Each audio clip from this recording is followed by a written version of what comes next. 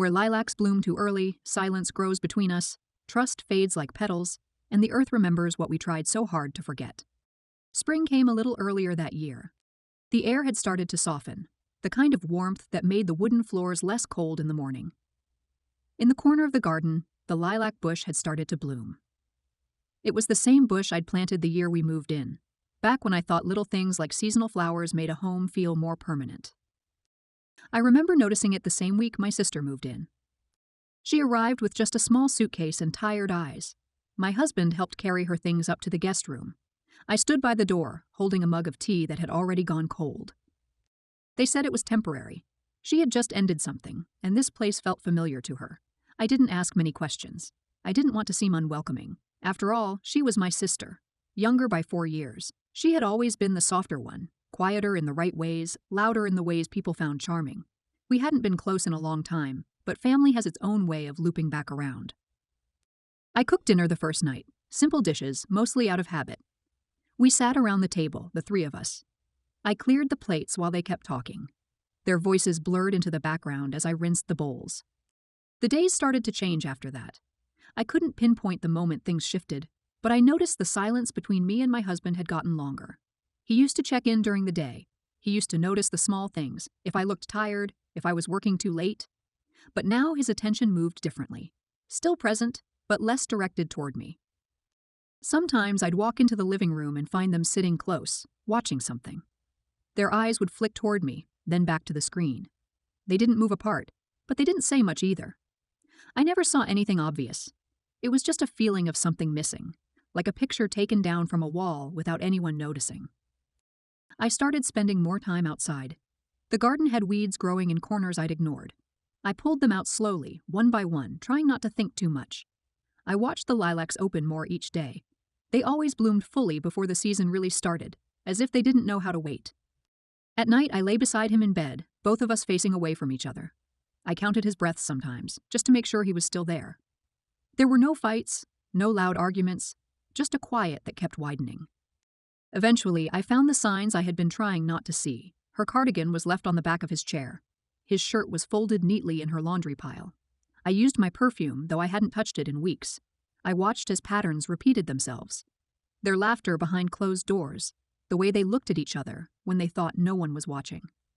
I stopped asking questions. The answers were already there, filling the spaces between us. They didn't tell me anything. They didn't have to. One evening, I came home to find both of them gone. No note, just empty drawers, a suitcase missing from the closet, and the silence of a house that had been emptied without warning. I stood in the doorway for a while, unsure of what to do next. The lilacs were still blooming outside, unaware of what had changed. I made myself tea that night and sat by the window, watching the sky darken. I didn't cry. I just felt still, like the world had paused but forgot to tell me why. The days after moved slowly. Friends reached out. A few came over. They brought food I didn't touch and advice I didn't need. Some were careful with their words, others weren't. People talked, neighbors noticed. But after a while, even the whispers faded. I went back to work, started eating alone, and filled my time with quiet routines. I stopped checking social media. I deleted old photos. But the house held memories in ways I couldn't erase. The cup she always used. The mark on the hallway wall is from when we moved the bookshelf. The lilac bush outside my window, blooming every year like nothing had changed. I thought about selling the house. I even packed some boxes. But every time I reached the front door with something in hand, I froze. This place wasn't just where it ended. It was where I had tried, where I had built something I thought would last. Leaving felt like pretending none of it mattered. So I stayed. Not out of weakness, but because I wasn't ready to leave behind what I still hadn't fully understood. Years passed. The garden grew wilder. I stopped pruning it so neatly. I let the grass grow taller in the corners and allowed vines to climb the fence. Perfection no longer interested me. It felt dishonest. I stopped matching pillow covers and refolded the same laundry pile several times before leaving it alone altogether. I walked in the early mornings, the streets still quiet, the light just beginning to lift. The city changed around me, but the house remained, anchored in a past only I remembered clearly. I learned how to cook for one without making it feel like a task. I stopped setting two places.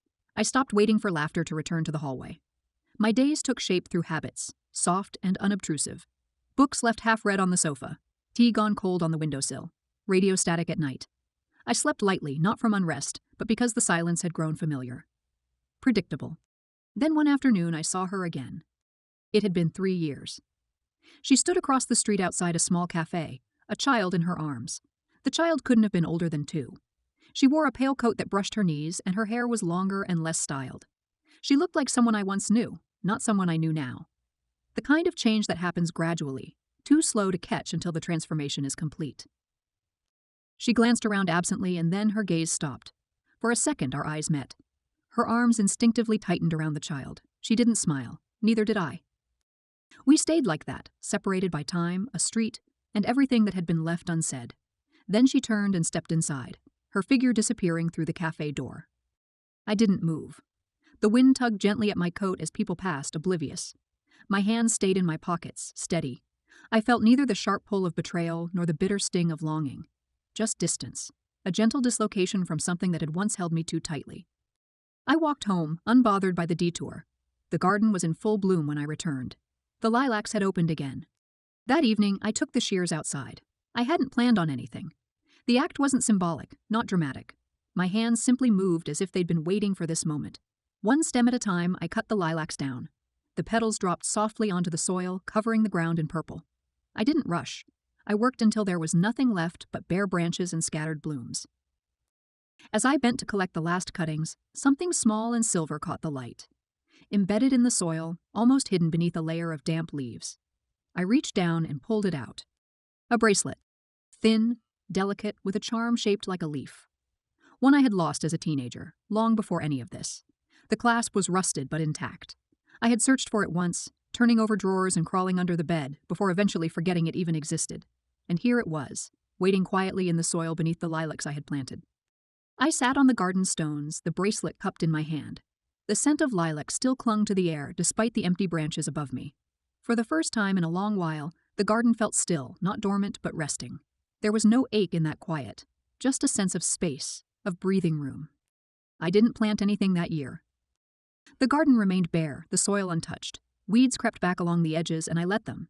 The earth needed time. So did I. The house no longer felt like a wound. The walls had softened, and the light fell differently through the windows. The silence didn't stretch until it settled.